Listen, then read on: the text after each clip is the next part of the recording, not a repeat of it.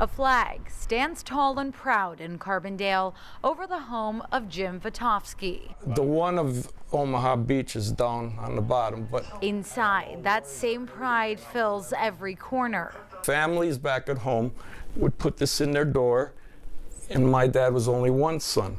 All stemming from the memories of his father. Slats, they call them, were hash marks, so that meant he was in for over 3 years. Jim's dad, Joseph Vitovsky, and his uncle, Andrew Krastick of Mayfield, were drafted into the Army's 29th Division back in 1942.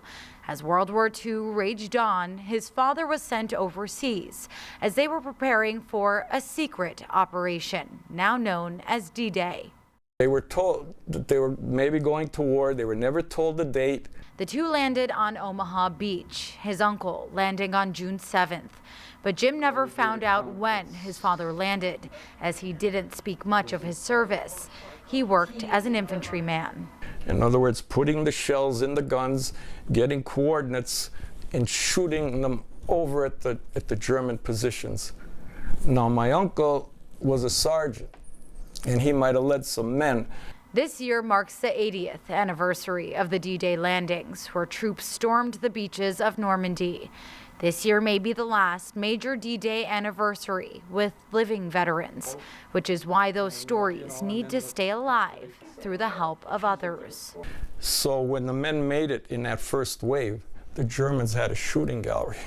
Through people like Jim. They're actually from World War II. Reminders of his family's service can be found throughout the city of Carbondale, in the parks, on the statues, and through those they served with. He led 50 men from the 15th Regiment of the 29th Division on Omaha Beach that day in the second wave. As Jim stands proud. This is to honor you, sir. To keep alive the stories of our country's greatest generation. If it wasn't for them and those willing young kids, 18 to 20, that enlisted, we wouldn't have the freedom we have today. Melissa Steininger, Newswatch 16, Lackawanna County.